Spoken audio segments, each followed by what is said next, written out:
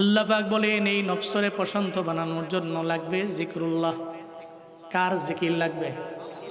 চিল্লা বলেন না, কার জিকির? আমার দেশের বহু মানুষেরা জিকির করে বাবার নামে, আছে না নাই? জিকির করে বাবার নামে। বাবার নামে আমার জিকির হবে, আল্লাহর নামে জিকির না।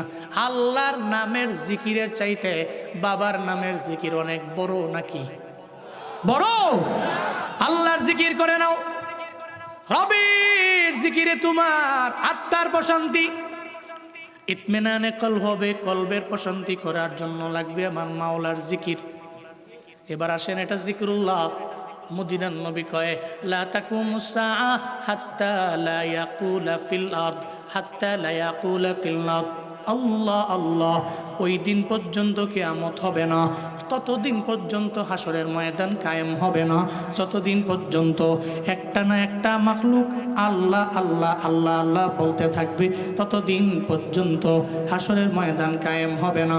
একটা লোক আল্লাহ বলে, মন থেকে বলে, আর একটা লোক মৌখিকভাবে বলে, আর একজনে মন থেকে বলে। মদিনার নবী কয় ততদিন পর্যন্ত হাসরের ময়দান কায়েম হবে না। আল্লাহ পাক ইসরাফিলকেও বলবে না, ও ইসরাফিল তুমি ফুৎকার দাও। আল্লাহ পাক বলবে না, ততদিন পর্যন্ত বলবে না যতদিন পর্যন্ত একটা মানুষ আল্লাহ আল্লাহ বলে। আল্লাহ আল্লাহ বলে, তার অন্তর থেকে বলে আমার রব আমার আল্লাহ, জিকির করে আমার আল্লাহর, স্মরণ করে আমার আল্লাহর। ও বান্দা, যদিও আমরা আল্লাহরে ডাকি না, কিন্তু নদীর মাছ আমার আল্লাহরে ডাকে কি ডাকে না? আপনার খোয়ারের মুরগি আল্লাহকে ডাকে কি ডাকে না? ফজরের নামাজের সময় বান্দা ঘুমায়, কিন্তু মুরগি তো ঘুমায় না, জায়গা গেছে। মুরগি জানে রে সকাল হয়ে গেছে, সুবহে সাদেক হয়ে গেছে, আমি আর ঘুমায়া থাকতে পারি না, আমি তোর জায়গা গেলাম, আমি জায়গা গেছি, এখন ডাকবো আমার আল্লাহরে। সুবহানাদিল মুলকি ওয়াল মালাকুতি সুবহানাদিল ইজ্জাতি ওয়াল আজমাতি ওয়াল হাইবাতি ওয়াল কুদরতি ওয়াল কিবরিয়াই ওয়াল জাবারুত সুবহানাল মালিকিল হাইয়িল্লাযী লা ইয়ানাম ওয়া লা ইয়ামুত আবাদান আবাদা সুবহুন কুদ্দুসুন রব্বুনা ওয়া রব্বুল মালাইকাতি ওয়ান রূহ। আই মুরগ কি বলে এটা আমি জানি না, মুরগ তো বারবার বলে কুকুরুতকু, এটা মুরগ বলে, মূলত মুরগ তো এটা বলে এমন না। ফজরের নামাজের সময় মুরগ কয় আমার মালিক ঠান্ডা পানি দিয়ে ওযু বানায়া ফজরের নামাজের মধ্যে যাওয়ারে ডরায়, আমি ডরাই না, আমি খোয়ারের মধ্যে স্মরণ করি একজনের, চিল্লা বলেন তার না। মুরগির খোয়ারের মধ্যে মুরগিও জিকির করে কার? এটা জঙ্গলের প্রাণী, জিকির করে কার? বাবারে, একটা নদীর মাছ, আপনাদের এই যে বাঙালি নদী, এই নদীর মাছ কথা মানে কার? জোরে বলেন না, জিকির করে কার? আল্লাহ কয় যতদিন পর্যন্ত আমারে ডাকনেওয়ালা একজন প্রাণী আমার থাকবে, একটা মাখলুক থাকবে, ততদিন পর্যন্ত কিয়ামত হবে না, কিয়ামত সংগঠিত হবে না। প্রাণী যে কথা বলে এটা আমরা বুঝি না, এটা আমরা জানি না, কিন্তু বাবা রে প্রাণী কথা বলে, প্রাণী কথা বলতে জানে, এটা বুঝতো নবীরা, আম্বিয়া আলাইহিমুসসালাতু ওয়াসসালামদের আমার আল্লাহ সেই পাওয়ার দিছিলেন, স্পেশালি আমার নবীরে দিছিল। প্রাণী কথা বলে আমার নবী বুঝতে পারে, প্রাণী তাসবিহ জপে আমার নবী বুঝতে পারে, প্রাণী রবের জিকির করে আমার নবী বুঝতে পারে। একদিন আমার মায়ার নবী বসা, একটা ওট দৌড়ে নবীর দরবারে আসলো। কি আসলো? ওট দৌড়ে নবীর দরবারে হাজির। পয়গম্বরের সামনে এসে ওটটা চোখের পানি ফালায় ফালায় কান্না করে। নবীর পা মোবারকের সামনে গিয়ে ওটটা চোখ দিয়া গড়ায়া গড়ায়া পানি পড়ে, চোখের পানির ফোঁটা আমার মায়ার নবীর পা মোবারকের মধ্যে লাগে। নবী কয় সাহাবীরা রে, ওট আমার দরবারে আইলো, চোখের পানি ফালায় কান্না করে, উটের চোখের পানি আমার পা মোবারকের মধ্যে লাগছে। আই সাহাবী, এ উটের মালিকের খবর দাও। উটের মালিকরে যখন ওনার দরবারে আনলো, নবীর দরবারে আনার পরে উটের মালিকরে নবী কয়, উটের মালিক রে, মনে হয় উটের পিঠের মধ্যে অনেক বড় বোঝা দিয়েছিলাম, এ কারণে ওট তোমার কথা না শুই না নিচে তো, কিন্তু ওট তো তোমার সাথে কথা বলতে পারে নাই, মালিকের সাথে অমান্য করতে পারে না, তোমার উপরে কোনো আঘাত করতে পারে নাই। কিন্তু আমি নবী উটের ভাষা বুঝি, এই কারণে উট আমার দরবারে আসলো। আমার দরবারে এসে আমার পায়ের দরবারে উট দাঁড়ায় দাঁড়ায় কান্না করে, আই উটের মালিক, তুমি উটের পিঠের মধ্যে অতিরিক্ত লেভেলের বোঝা দিবা না। উটের মালিক কয়, পয়গম্বর আসলেই তো আমি উটের পিঠের মধ্যে প্রতিদিনের চাইতে আজকে অনেক বড় একটা বোঝা দিয়া দিলাম, এই কারণে উট বুঝি আপনার দরবারে আইসা কান্দে। উট কান্দে, তুই উটের ভাষা বুঝোস না। উট আমার পায়ের দরবারে আইসা চোখের পানি ফেলায় ফেলায় কান্না কইরা আমারে বুঝায়, নবী গো বলেন না আমার মালিক রে, বলেন না আমার মালিক যাতে করে আমার উপরে বোঝাটা একটু কমায়া দেয়।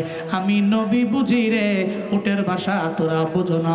আমি নবী বুঝি রে, হরিণীর ভাষা তোরা বোঝো না। আমি বুঝি একটা যত প্রাণী দুনিয়ার জমিনের মধ্যে আছে সব প্রাণীর ভাষা আমি বুঝি। সবাই নবীরে চিনে, নবীও এদের চিনে। কেমনে চিনে জানেননি? আল্লাহ নবী যখন জমিনের মধ্যে আসলেন, জমিনের মধ্যে আসার পরে যখন মা মেনার গর্ভ থেকে আমার মায়ার নবী দুনিয়ার জমিনের মধ্যে আইলেন, আল্লাহ পাক ডেকে বলে, ও ফেরেশতা যাও যাও। আমার নবী দুনিয়ার জমিনে পা রাখলো, আমার মায়ার নবীরে পুরা জগতের মধ্যে গুইরা গুইরা যত মাখলুকাত আছে সব মাখলুকাতের দরবারে নিয়ে যাও। সব মাখলুকাতের দরবারে আমার নবীরে নাও। সমস্ত মাখলুকের দরবারে গিয়া জানায়া দাও, এই মাখলুকাত, এই মাখলুক, দেখ না নবীরে তোদের সামনে নিয়ে আইছি, যেই নবীর কারণে আমার আল্লাহ তোরে বানাইলো। এই গরু তোরে বানাইলো আমার আল্লাহ নবীর কারণে। এই ওট তোরে বানাইলো আমার আল্লাহ নবীর কারণে বানাইলো। হরিণ রে নবীর কারণে তোরে বানাইছে। এই হরিণী আমার নবীর কারণে তোরে বানাইছে। এই বানর আমার নবীর কারণে তোরে বানাইছে। এই যত মাখলুকাত, জঙ্গলের প্রাণী, সমুদ্রের অতল গহ্বরের মাছ, সব তোদের বানাইলো আমার আল্লাহ নবীর কারণে। আমার নবী জমিনের মধ্যে আসতে দেরি, নবীরে ঘুরাইয়া ঘুরাইয়া সমস্ত মাখলুকাতের দরবারে আল্লাহ পাক আমার নবীরে পরিচয় করে দিল। এই জন্য কেউ যদিও বুঝে না, নবী উটের কথাও বুঝতে পারে, প্রাণী কথাও বুঝতে পারে। চিল্লা আওয়াজ করে পড়বেন কি মারহাবা। কেউ বুঝে না উট কি বলে, কেউ জানে না, কেউ বুঝে না, কিন্তু আমার নবী জানে, আমার নবী বুঝে। সিরাজগঞ্জের মুসলমানেরা নবী কেমনে বুঝে জানেননি? একদিন আমার মায়ার নবী একটা গ্রাম্য লোকের বাড়ির পাশ দিয়ে হাইটা যায়। এক গ্রাম্য ব্যক্তির পাশ দিয়ে যখন যায়, যাওয়ার পথে আমার মায়ার নবী তাকায়া দেখে ওই এলাকার মধ্যে একটা গাছের মধ্যে হরিণী বাঁধা। চিল্লায় বলেন কি বাঁধা? হরিণী বাঁধা। গ্রাম্য ব্যক্তির বাড়ির পাশ দিয়ে নবী যায়, গাছের মধ্যে হরিণী বাঁধা আছে।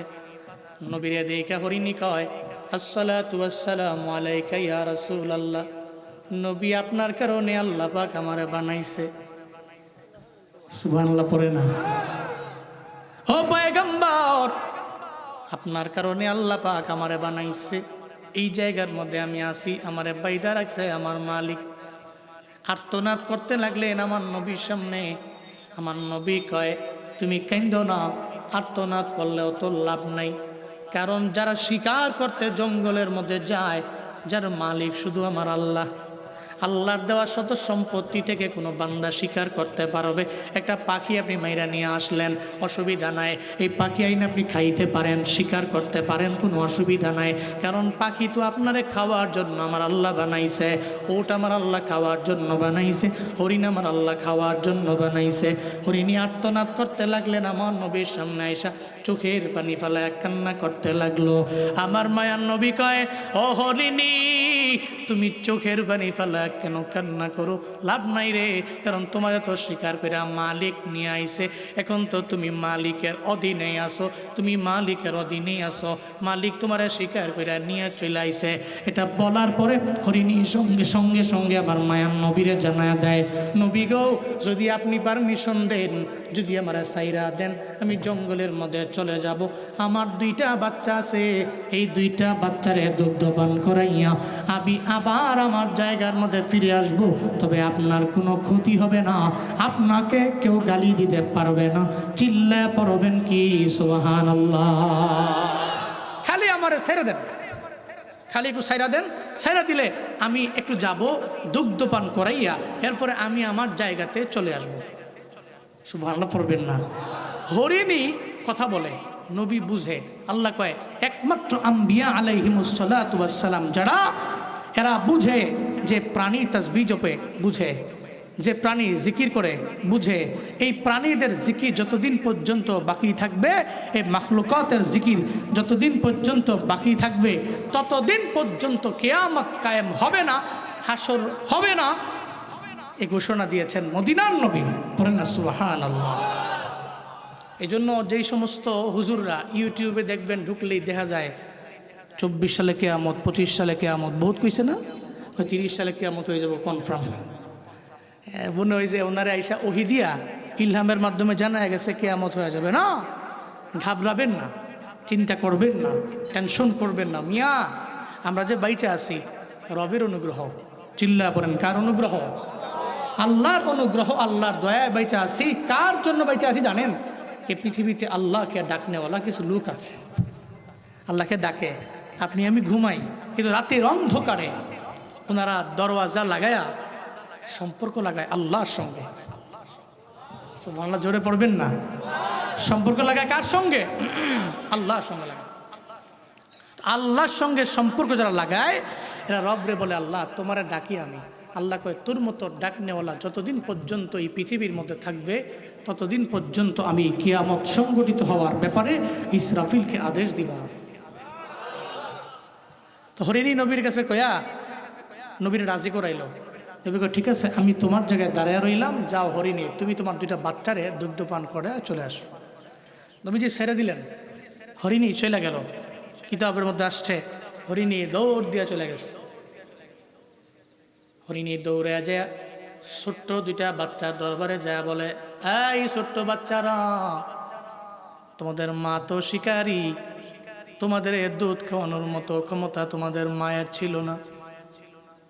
আমার কোনো ক্ষমতা নেই, আমার কোনো অ্যাবিলিটি নেই, আমি আসতে পারতাম না, কারণ শিকারীর হাতে তো আমি বন্দী হয়ে গিয়েছিলাম রে আমার বাচ্চারা। কার কল্যাণে আইছি? নবীর কল্যাণে আইছি, মদিনার নবীর কল্যাণে। নবীরে দাঁড় করে দিয়ে আইছি, দেরি করিস না রে, আমার স্তনের দুগ্ধবান কইরা আমারে বিদায় দিয়া দে। দেরি হয়ে গেলে নবীরে ওই গ্রাম্য ব্যক্তি এসা নবীরে গালিগালাজ করবে, এটা জীবনেও কোনোদিন আমি মাইনা নিতে পারি না, আমি বরদাস্ত করতে পারবো না। আমার নবী আমার কারণে গালি খাবে, এটা জীবনে আমি মাইনা নিতে পারি না। এটা বইলা যখন বাচ্চাদের বলে, এবার বাচ্চারা কয়, ও মা তুমি কারে বসে দিয়ে আইছো? কয় মদিনার নবীরে বসে দিয়ে আইছি। মা তুমি কি ওনারে চিনো না? যারে না বানাইলে আল্লাহ তোমারে বানাইতো না, যারে না বানাইলে আল্লাহ আমারে বানাইতো না। ও মা তোমার জানা নাই, যারে না বানাইলে আমার মালিক আসমান বানাইতো না, জমিন বানাইতো না, যারে না বানাইলে আল্লাহ দুনিয়ার কোনো কিছুই বানাইতো না। ওনারে বুঝি ওই জায়গার মধ্যে দাঁড় করাইয়া তুমি বুঝি আমার দুধ খাওয়ার জন্য আইলা, জীবনেও কোনো দিন তোমার স্তনের দুগ্ধপান আমরা করতে পারি না। ও মা দেরি হয়ে যাবে, চলো না, আমারও তো মন চায় নবীরে দেখবো, মন চায় নবীর চেহারা মুবারক দেখবো। মা গো তুমি একা গেছিলা, আমরা 2 জনে মিললে এখন নবীরে দেখার জন্য চলে যাব। এদিকে ওই গ্রাম্য ব্যক্তি আমার নবীর দরবারে আইসা দেখে আমার নবী ওই জায়গায় দাঁড়ানো, হরিণীটা নাই। গ্রাম্য ব্যক্তির মাথা নষ্ট হয়ে গেল, আর কয় মোহাম্মদ হরিণী কই, তুমি এখানে কেন?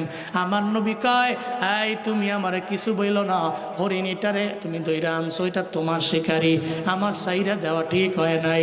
তবে তার কান্না আমি নবী সহ্য করতে পারি নাই, কারণ তুই জানোস না আমি নবী তো এমন পয়গম্বর, আল্লাহ পাক রব্বুল আলামিন আমারে তো দুনিয়াতে এমনে পাঠায় নাই, আমারে কেন পাঠাইছে জানুনি?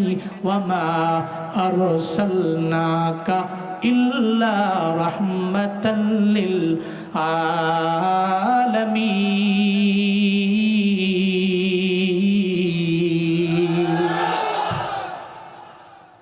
আমি কেন আইছি দুনিয়াতে? আমি কেন আইছি জানো না? গ্রাম্য ব্যক্তিরে হরিণের চোখের পানি আমি সহ্য করতে পারি নাই, হরিণীর কথা শুই না আমি সাইরা দিচ্ছি। আমি জানি রে হরিণী আমার কথা জীবনেও কোনোদিন অমান্য করবে না, বড্ড ভালোবাসে আমারে হরিণী। দাঁড়ায় থাক, একটু পরে হরিণী তোর দরবারে চলে আসবে। এই কথা বইলে আবার নবী দাঁড়ায় রইল। গ্রাম্য ব্যক্তি কয়, মাথা মুথা ঠিক আছে নাকি? ছাইরা দিছ হরিণী, হরিণী কি আর জীবনেও কোনো দিন নাচবে নাকি? তারা তো সুযোগ পেয়ে গেলে দৌড় দিয়া চলে গেছে বিশাল জঙ্গলের মধ্যে, জীবনেও কোনো দিন নাচবে না। ওদিকে হরিণী আর হরিণীর দুইটা বাচ্চা যখন দৌড়ায় আসতে লাগলো জঙ্গল থেকে, আবার নবী কয়, গ্রাম্য ব্যক্তি রে তাকায়া দেখ, একটা হরিণী ছাড়ছিলাম, সঙ্গে আরো দুইটা, তুই মনে হয় বোনাস পাইবি। দেখ, একটা হরিণী আসে না, আরো দুইটা বাচ্চা সঙ্গে করে লয়া দৌড়ে আমি নবীর সাথে সাক্ষাৎ করার জন্য আসতেছে। যখন ছোট্ট দুইটা বাচ্চা সহ হরিণী সহ আমার নবীর সামনে এসে দাঁড়ায় গেল, এবার গ্রাম্য ব্যক্তিরা আমার নবী কয়, দেখো না, তোমার জন্য 3টা উপহার আমি দিয়া দিলাম। হরিণী এসে কয়, নবী আমার বেয়াদবি মাফ করবেন, আমি আমার ছোট্ট দুইটা বাচ্চারেও নিয়ে আইছি। আমার ছোট্ট বাচ্চাটা আমার স্তনের মধ্যে মুখ লাগায় না। আমি যখন বললাম আপনারে আমি এই জায়গার মধ্যে দাঁড় করাইয়া আমি চলে আসলাম, এটা মানতে রাজি না, দুধ খাইতে রাজি না। তারা আমারে বলে, যেই নবীরে দাঁড় করে আইলা,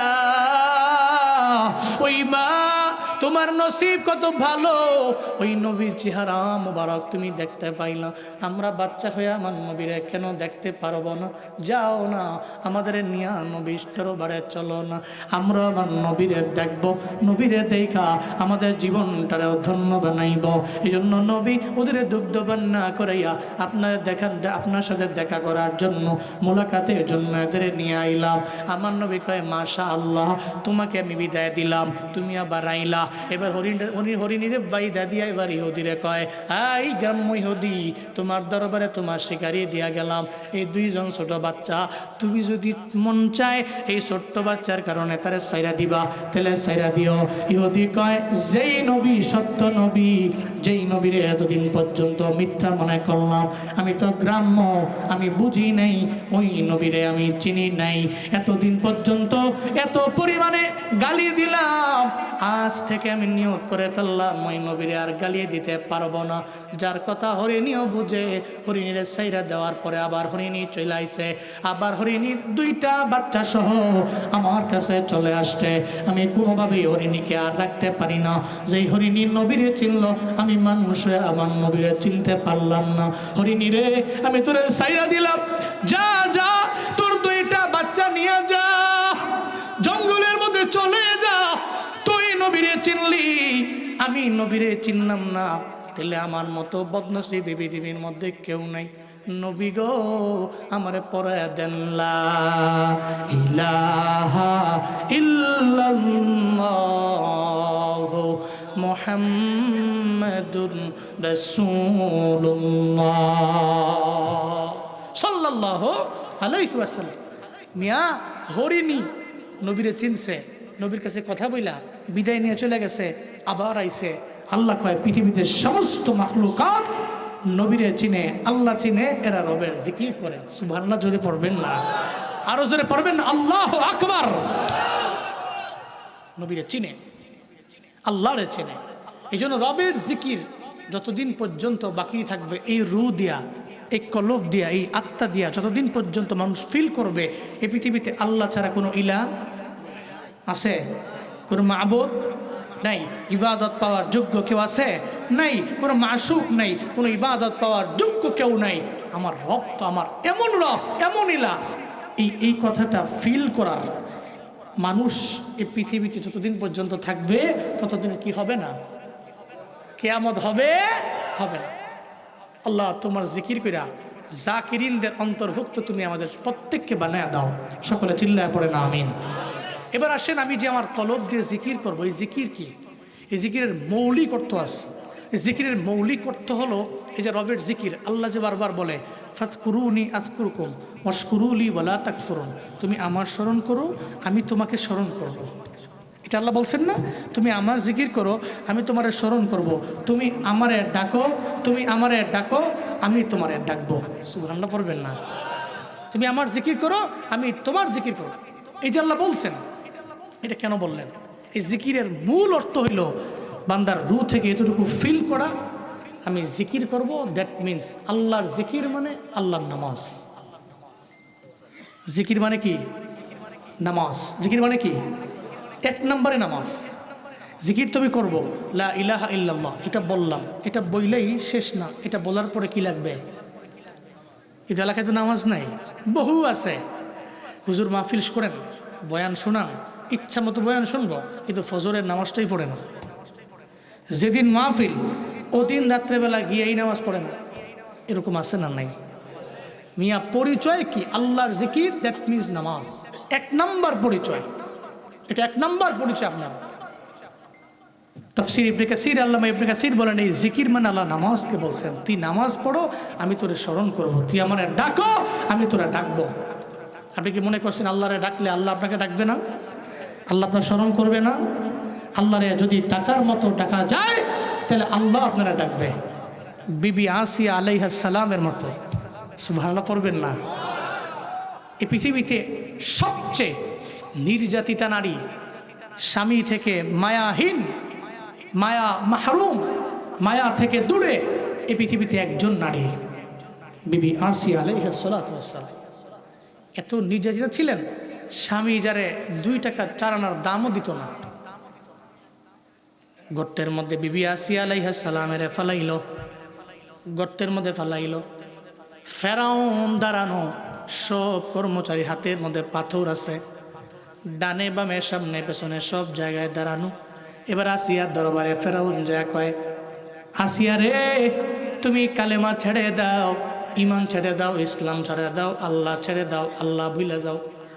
এই কথা বলতে দেরি সঙ্গে সঙ্গে আসিয়া কয়, ফেরাউন রে আপনার জীবনও কোনো দিন আমি আল্লাহ মানতে পারি না, আল্লাহরে আমি ভুলতে পারি না। স্বামী হিসাবে যতটুকু করা আপনারে আমি করতে পারবো, সম্মান জানানোর জানাতে পারবো, শ্রদ্ধা জানানোর জানাতে পারবো, আপনাকে যতটুকু যা করা লাগে হক হিসাবে আমি করতে পারবো, কিন্তু আল্লাহরে একবার মানল। কইছেন এই রো তুই থাক আরো 5 দিন, আমার কাছে বেড়া, একটু ছুটি কাটা, সময় কাটা, আমার লগে থাক।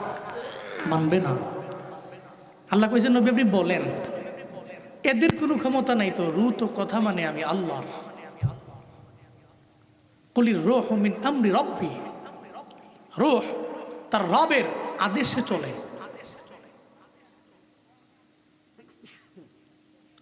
আমাদের প্রত্যেকের এই যে পুরা বডি, খেয়াল করবেন, এই যে বডি, এই বডির কোনো দাম নাই। এই বডিতে দাম আছে রুহের দাম। কিসের দাম? কিসের দাম? এটা নিথর দেহ। এটা কি? নিথর দেহ। ছোট মাটির ঘরে আমার দেহ, নিথর হয়ে পড়ে রবে,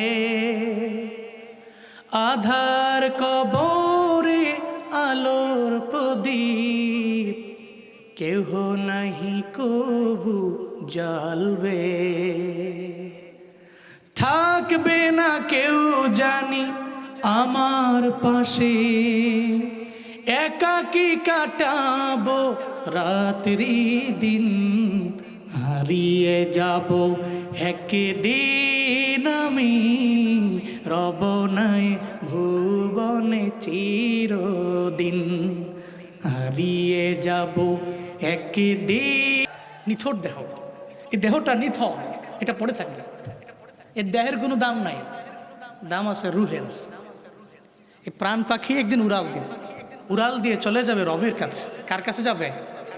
আল্লাহ পাক সেটাই বলছেন, এই রুহ তোমার কথা মানে না, তোমার আদেশ মানে না, তোমার আমর মানে না, এটা কথা মানে আল্লাহর, আর চলে রবের ইশারায়। এটা ওয়াজ না, ওয়াজ বলে করে নাকি? হ্যাঁ আমার ওয়াজ শিখায়, এটা ওয়াজ না। আমি আয়াতের আগে শাব্দিক অর্থ করলাম, ওয়াজ করে নাকি? ওয়াজ মানে বড় একটা কিস্সা লও আর এটা টানো খালি সারাদিন লাগে, এটা ওয়াজ। ওয়াজ শিখায়। আলা ইন্না ফিল জাসাদি মুদগাহ, ইজা সলুহাত সলুহাল জাসাদু কুল্লু, ওয়া ইজা ফাসাদাত ফাসাদাল জাসাদু কুল্লু, আলা ওয়াহিয়াল কলব। মদিনার নবী বলেন, প্রত্যেকটা দেহের মধ্যে এমন একটা গোশতের টুকরা আছে, ওই গোস্তের টুকরা ভালো মানে বান্দার পুরা বডি ভালো।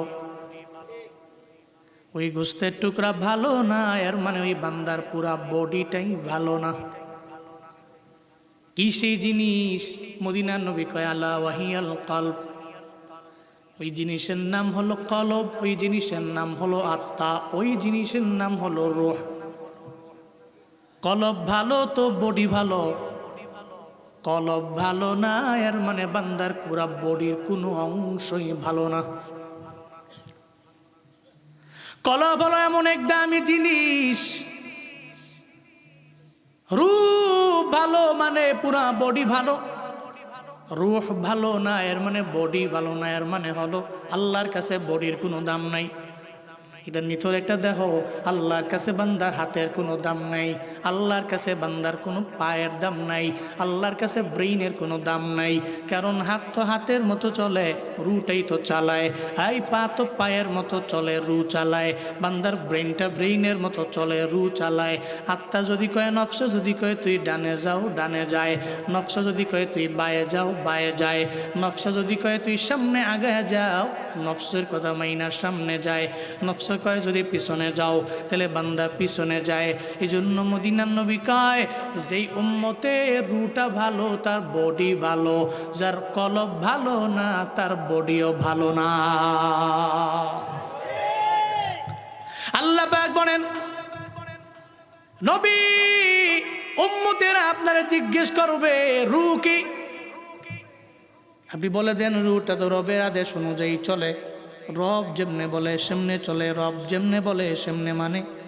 তবে বান্দা মাঝে মাঝে রুয়ের কথা শুই না বামে যায়। আল্লাহ যদি কয় তুই ডানে যাও, তাহলে রু তো ডানে যায়। আবু জাহালের রু যদিও বলতো হ্যাঁ তুই ডানে যাও, কিন্তু আবু জাহাল তো রুয়ের কথা নামাই না বামে যাইতো।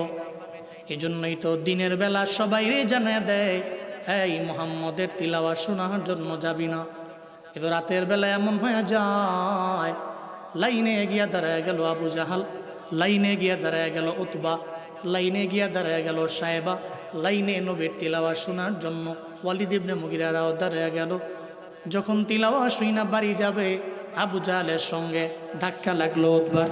আবু জাহাল কয় মানা করছি না, কেন আইসো তিলাওয়াত শোনার লাইগা? আয় উতবা মানা করছি কেন আইলা? সাহেবা মানা করছি কেন আইলা? এরা কয় লিডার আপনি মানা কইরা আপনি নিজে কেন আইলেন? আবু জাহালরা জানে দিনের বেলা করি যার বিরোধিতা, কিন্তু রাতের বেলা তার তিলাওয়াত না শুনলে ঘুম হয় না। সবাই তো জানে রে, কারণ তার আত্মাও তো জানে, রু জানে, কলব জানে, নফস জানে। আমার নবীর মতো এমন আখলাকওয়ালা এই পৃথিবীর মধ্যে দ্বিতীয় নাম্বার আর কেউ হতে পারে না। এই জন্য আল্লাহ কয় নফস তুমি বাম দিকে চালাইও না, ডানে চালাও। জান্নাতের পথে দৌড়াও, যেই পথ জান্নাতের পথ। নফসরে বলো নফস তুই জাহান্নামের দিকে আমারে নিবা না, জান্নাতের পথে নাও। ইবলিসে আল্লাহ বললেন ইবলিস তুমি আদমরে সেজদা করো, করে না। কেন করস না? আল্লাহ কয় মা মানা কা, কে তোরে মানা করলো, কে তোরে নিষেধ করলো সিজদা দেওয়ার ব্যাপারে? আমারে কেউ মানা করে নাই, আমারে কেউ নিষেধ করে নাই। কে মানা করলো? কয় নফস মানা করলো, কলব আমারে মানা করলো। ইবলিস আল্লাহ তোরে বানাইলো আগুন দিয়া, আদমরে বানাইলো মাটি দিয়া, একটা আগুনের তৈরি জিন হইয়া তুই আদমরে কেমনে সেজদা করবি? তুই বলস না, জীবনেও তো কোনোদিন এটা সম্ভব হতে পারে না। ইবলিস কয় আল্লাহ আমারে তো দুনিয়ার কোনো জিন মানা করে নাই, কোনো ফেরেশতা আমারে মানা করে নাই, আমার নফস আমারে বারণ করলো, আমার নফস আমারে মানা করলো, আমারে বাধা দিয়ে দিল। এই কারণে নফসের কথা মাইনা আমি আদম নবীর কুদরতি পায়ের মধ্যে সিজদা দেয় নাই, আদম নবীর পায়ে আমি সিজদা দেই নাই, নফস আমারে মানা করলো। দুনিয়াতে যারা নফসের কথা মাইনা চলে, কলবের কথা মাইনা চলে, রুহের কথা মাইনা চলে, রুহের কয় তুই বামে যাও, বামে যায়। রুহের কয় তুই জেনা কর, জেনা করে। রুহের কয় তুই জুয়ান কালে নামাজের দরকার নাই, তুই বুড়া হইলে নামাজ পড়তে পারবা। এই জন্য রুহের কথা মাইনা জুয়ান কালে নামাজের দিকে যায় না। আল্লাহর কসম যেই বান্দা রুহের কথা মাইনা কলবের কথা মাইনা দুনিয়ার মধ্যে চলে, ওই বান্দা তো নামাজি হতে পারে না। কারণ নফস চায় তুই বামে যাও, জাহান্নামে যাও। এই নফস চায় তুমি গুনাহের পথে দৌড়াও, কিন্তু আমি চাই না। নফসের কথা মাইনা গুনাহের দিকে আমি যাব, এটা আমি চাই না। আমি নফসের কথা মাইনা আমি অন্যায়ের লাইনে যাব, এটা আমি চাই না। মদিনার নবী কয়, দুনিয়াতে ওই বান্দা প্রকৃত লেভেলের মুজাহিদ, যেই বান্দা জিহাদ করে নফসের সঙ্গে। চিল্লায় পড়া যাবে কি সুবহানাল্লাহ? ওই বান্দা প্রকৃত লেভেলের মুজাহিদ, যে নফসের বিরুদ্ধে জিহাদ করে। নফসের কয় তুই জাহান্নামের পথে যাও, এ নফসরে কয় জাহান্নামের আগুনে তুই জ্বলবা, আমি জ্বলমু, আমার এই শরীরটারে জ্বালাইতে পারবো না। এই নফস সাবধান, আমার জাহান্নামের পথে নিস না। নফসকে ধমক দিয়া এড়িয়ে চলে, তারায়া দেয়। নফসরে কয় নফস তুই তোর মতো থাক, আমি গুনাহের দিকে যেতে পারি না, আমি চাই আমি জান্নাতের পথে যাব। নবী কয়, মদিনার নবী কয়, এর মতো প্রকৃত পক্ষের মুজাহিদ, এর মতো জিহাদ করনেওয়ালা এই পৃথিবীতে কেউ হতে পারে না। আপনি যে চুরি করে চোর, ওরে যদি নফসের কয় তুই চুরি কর, হে যদি নফসের কথা না হই না, একদিন বিশাল দামি এক বাড়িতে চুরি করতে যাবে, অর্ধেক রাস্তায় গিয়ে ফিরে চলে আসছে।